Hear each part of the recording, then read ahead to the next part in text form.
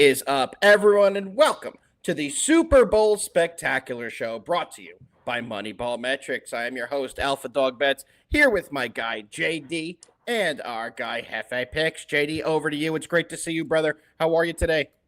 Doing good, man. Super Bowl Spectacular Show. I thought that was kind of cool, right? Love that name. Love that name. But yeah, man. Doing good. It's been a very weird week here with me being in the South and having snow on the ground for the entire week is very weird. Crazy. But yeah, man. Other than that, things are going well. How are you? There we go. I was frozen for a second. I could hear you, but my face was in a horrible position, so better to be out of that stuck frozen screen. But I'm great, brother. We've had snow up here for quite a while as well. It is disgusting outside in the New York metropolitan area. So I am dealing with the same crap you are. Jefe, how are you today, bro? It's cold, and cold. It's going to only get colder for us Northerners up in the tri-state area. Going to be a nice, feels like minus 15 over this lovely Super Bowl weekend. But luckily, Super Bowl is all about getting together with friends, being indoors, and watching a spectacular. That's what it really is. It ain't no football game, that's for sure. You are so right about that. JD, as we always do, should we just jump right in and break down the Super Bowl between the New England Patriots and the Seattle Seahawks? Let's just get right into it, man. Let's get right into the meat and the potatoes, boys. We all know the situation here, the storylines here. Drake May and his Patriots are getting 4.5 points, taking on Sam Darnold and his Seattle Seahawks. This line has been pretty steady, guys, for the last, I would say, really since it's opened. It's been at 4.5. It really hasn't budged in either direction. JD, I'm going to kick it over to you. What do you like as a spread or a total here? Let me guess. You have some sort of first half team total over for the New York Giants, somehow aren't even in this game. What do you have for this one? Man, this game, we've had a lot of time, to sit and look at this game. And it feels like everything I want to say is the same thing we've said about almost every Seahawks game this entire season. The Seahawks, actually, you and I both, we have been on them since the very start. We saw what this team could be, especially on the defensive side of the ball. And then it was all up to Sam. Could he play a full season? And then in the playoffs, could he play well? And, and actually he has shown us that. So yeah, really, it's really going to sound a lot like we've said in the past, man. The Seahawks defense, that actually front four. I say it every week. They can get pressure with just those guys. That is so key. With them being able to do that, and then being able to have both of their safeties back, I think is going to be very key here. To being able to stop. That's actually Pat's team. So that's why one of the reasons why I do like them here. And then on the other side of the ball, you hear a lot about, is Sam going to see ghosts and all that kind of talk. And I really think if that was going to happen, that was going to be against the Rams. I agree. Just how the game, just actually with the Rams' first game against them, but he threw 4 picks. And all that. So I really thought if he was going to have that bad game, that was going to be it. And he came out and looked great. He didn't show it. I mean, he didn't see that doing, he actually played great. And everybody was, what was it? His, not his ribs. Oblique. Yeah. Everybody's talking about, everybody was talking about that. And, he looked fine. He could throw the ball downfield like that. Yeah, actually, he's fine there. Both quarterbacks have a couple minor injuries. I mean, I believe Drake May's dealing with a banged-up shoulder, but they're both fine. They've had enough weeks to heal, enough time to heal since the conference championship week. But that does seem like it's a storyline that really isn't a storyline. Yeah. So for me here, I haven't bet anything yet. But here is what I'm looking at. Yes, the Seahawks, everybody clearly knows now that I definitely want to be on them in some type of way. I feel like what we're seeing on the field and then what you look at when it comes to Super Bowl trends are two totally different things. Because if you just blindly back dogs, here, like you're doing really well. I think you're like on a 14-4 run. Yeah. If you just blindly back the actual dog. But this is one where I'm not running to actually do that. But the Seahawks, we've seen it throughout the season. Seahawks start off the game very strong. Yep. So I'm definitely looking at some type of Seahawks first half play. I knew we were going to get there. I knew we were going to get to a first half something. I'm thinking about the spread, but one thing I am definitely going to be on is what you think. It's going to be the Seahawks first half team total over.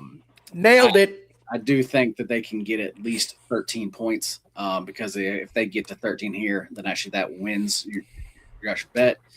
I know it's the Super Bowl. I know there's going to be nerves. I know. Like a lot of people think it's going to start off slow, and it like probably will be. But they can still score 13, and the game starts slow though. Yeah. So that is a game. I mean, that is a play that I'm definitely going to be on. Like I said, as far as the first half spread, I might add that on as well. And I am going to be on the Seahawks in the full game. I just don't know if I'm going to lay the points. I'm going to take their money line and actually look to pair that with something else. Yeah, that is how I am seeing this one though. I like it. I definitely see a lot of the same similarities as you. A couple quick stats I want to throw in there. These are the best two cover teams in the NFL this season. Makes sense why they are in the Super Bowl. Seattle is covered in 73% of games, 14-5 on the year, so they've only not covered 5 out of 19. The second best cover team in the NFL, New England Patriots. They're 13-6, covering at 68.5% of their games. So it's no surprise they've been here. And one thing you brought up, JD, is Sam Darnold, him seeing ghosts. A lot of people had hesitation betting the Seahawks team, especially when we got to the playoffs, because he seems to choke it in the big game. He's done that in previous years. But this year, Sam has not thrown an interception since December 18th. That was back in the regular season. I believe it was the second or third to last week of the regular season. He has been flawless in the postseason. He has limited his mistakes. He's played some great football. On the other side, you can't say that about Drake May. Who do I think is going to have the better career? Who's going to be the better quarterback when it's all said and done? And by far, I think that's going to be Drake May.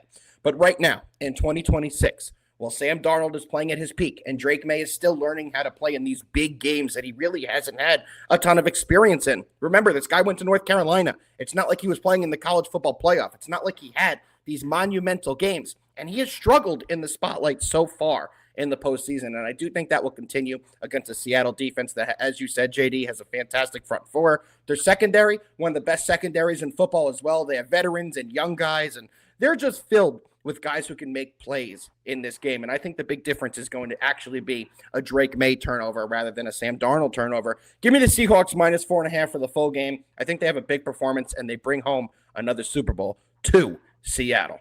Jefe, what are your thoughts on this game before we do a couple props? Yeah, I mean, you guys both broke it down to a fine powder. But, for me, it's the eye test at this point. It's the last game. Throw statistics out, I don't really care. My eyes tell me that the Patriots defense has played unbelievable football and has really kept them in each game, plus the circumstances of each game that they went through. It's widely known now that the Patriots had one of the easier schedules during the regular season. We all know who they played in the playoffs. Started with the Chargers, who were missing an entire half of their offensive line. Then to the Texans, who were missing their number one pass catcher and then lost their number two pass catcher, Schultz, in the first quarter. And CJ Stroud also forgot how to play football. And then obviously in the championship game, they went, not only did they get to play a backup quarterback, they also got a blizzard in the second half, which made passing the ball not possible. And I don't know if we remember this, the only touchdown the Patriots scored was a gift. It was a gift. They got a gift. So, and Alpha said it, I've not been impressed with Drake May. He's managed his way to not lose games. But he hasn't been a star, right? He just hasn't been a star. That statement is exactly what I thought I'd be telling you guys about Sam Darnold. He has managed his way not to lose games. And I can't say that. Sam Darnold, other than one game where I can't remember which one it was, where Kenneth Walker won against the Niners, he did what he had to do. and he played good football. That Rams game was not an easy game. That Rams game had a pivotal moment where Woolen got that insane taunting penalty. The next play, 40-yard touchdown to Puka. And if you were watching that game in real time, there's no way you said to yourself, and this is where they collapse. And they didn't. They put on an amazing drive. Darnold did put the ball where it needed to be, made zero mistakes. That's kind of what I expect in this game. And you guys spoke about injuries, but one injury you guys didn't speak about is an ankle to Eman Wari, who left practice yesterday. That's got to be the biggest one. That's bigger to me than Sam's oblique, which, come on, he's good. Drake's May's back or whatever it is, he's fine. Eman Wari might just be a second-round rookie for the Seahawks, but he ain't playing like that. That's for damn sure. He is balling out for them, and he needs to be 100% healthy because the Patriots do have weapons. Overall, I'm worried about the Patriots being in this close game. I would do anything to be able to buy 2.5, but it's at minus 180, and I just can't. Yeah, it's tough. I do believe at the end of the day, the Seahawks score more touchdowns than the Patriots. So I just have to go with that, and I'm taking the Seahawks minus 4.5 here. That's how I feel as well. We'll start with you on the props as well, Jefe. We'll go reverse order. We'll go you on props, then over to me. Sure thing. What do you like here? I got 3 props, 2 from the Seahawks side, 1 from the Patriots side. We'll start with the Patriots side. Great secondary for Seattle. I spoke about Eman Wari, but Witherspoon, top 5 pick. That first of all, Alpha knows this. I am so jealous of teams, GMs that draft well year over year over year, and Seattle hasn't missed in like 6 years. Charles Cross gonna be their offensive tackle for years to freaking come. Yep. Eman Wari, Witherspoon, Woolen, all freaking drafted. You're missing one more. You're missing one more big name. I'll give you a hint. It's the best player on the field. Oh, duh, JSN. No, I'm missing one more. They just drafted a defensive lineman. This year? I mean, this year, last year, he was top pick for them, and it's going to drive me crazy. He plays alongside freaking DeMarcus Lawrence and Leonard. Whatever, I can't think of it. Byron Murphy. They've drafted extremely well. They took first, also Kenneth Walker, draft pick, Zach Charbonnet, draft pick. Like they just really haven't missed, guys. Correct. It's an exceptional job. What I'm trying to say I actually hadn't thought about that. They really have not missed. Their GM is unbelievable. Look at their draft pick since Charles Cross, who, by the way, I know you don't get on the tangent. The Giants don't. But we needed Evan Neal so bad. Sorry. Just a pillar of their offensive line for 10 years, but whatever. Yeah, nobody needs that crap. Anyway, who needs stability? They've drafted incredibly well. JD, think about what I just said. 3 out of their 4 secondary players are home drafted. The other one was a Giant that they signed in Love as a safety. Ballers. Anyway, if there is one place that I think the Patriots could have an ability to attack the Seahawks, it's the middle of the field, the linebackers. And so I'm looking at Hunter Henry, who all throughout the season was Drake May's dude, and kind of in the playoffs has not been. I like Hunter Henry to score a touchdown, and I like Ramondre Stevenson to score a touchdown for the Patriots. Okay.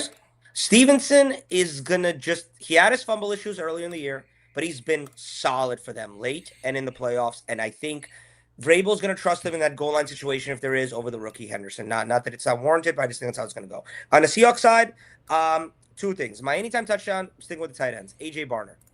I think Christian Gonzalez, I know he doesn't travel, but I think Christian Gonzalez is traveling with JSN. It has to be how it is. And I'm liking A.J. Barner to score a touchdown in this one. He's kind of that sneaky guy that Darnold looks to, and I like him a lot. My other one, going on Christian Gonzalez, matching up with JSN, is Cooper Kupp receiving yards at 33.5. He's been here before. He's won a Super Bowl. He's won Super Bowl MVP.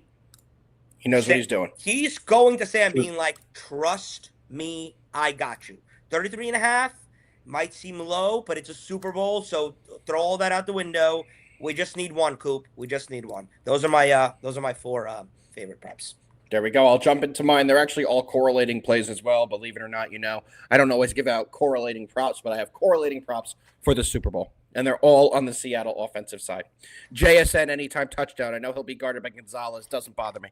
JSN is that dynamic. He is that elite that it doesn't matter who's on him this year. He's going to get his. That being said, I'm taking JSN over 93.5 receiving yards as well. So my first two, JSN anytime touchdown minus 110. JSN over 93.5 receiving yards, also minus 110. And my third and final prop on this game is going to be Sam Darnold over 1.5 passing touchdowns at minus 108. I think Seattle's offense has a big day. You take a look at their most recent performances and all the games they have played, especially in the postseason. They have not scored less than 31 points. This offense scores points. The only question is, will the Patriots score with them in this game? I think no matter what happens, Seattle's going to put points on the board, and Sam Darnold's arm is going to be a major factor. Give me JSN at least one touchdown, over 93.5 receiving yards, and Sammy D to throw over 1.5 passing touchdowns. JD, over to you before we get into our best bets of the Super Bowl. Yeah, man. First one I'm going to give out goes basically right actually with what you were talking about with actually JSN. This is one of those random props. You're definitely gonna have to dig for it. But as far as actually JSN goes, yeah, you just talked about it. Throughout the entire season, it has been shown that that like teams cannot stop him. Yep. So I'm not worried about him getting yards. So what I like is him to have more receiving yards than the total number of points that actually Michigan scores Sunday. So Michigan, they play, I believe it's Ohio State. Okay. Sunday, yes, I know Okay. it's very weird. That's insane. Okay, I like it. But I do think that the JSN has more yards than the Michigan team themselves scores. Where the fuck do you find that? That was on DraftKings. Really? Yeah. But now That's Warren. crazy. But actually, for now, a prop that like everybody can actually get. This is my favorite play. This is probably my favorite play of the game, like above any side total, any of that. And that is a Jason Myers prop for him to have. I really like this one. For him to have over 2.5 extra points made, and you can get that. And you can get that at minus 122. That's good. So basically, you need the Seahawks to score 3 touchdowns and actually kick the extra point and him make the extra point. I don't know. That just seems like a layup. I agree. I think it does sound like a layup. It just really does. But you can get that at DraftKings currently at actually minus 122. That is one, guys, that I would go ahead and jump on as soon as I can, because that's one I feel like when we get a little bit closer, I feel like that number is going to move up. 100%. I'm with you 1,000%. Any other props you have for the people today? I think that's going to do it. That's all I got. I mean, I can't find this anywhere. I'm sure it's out there somewhere, and I'm sure it's juiced, but I would love to find what the odds are on first play of the game is a run.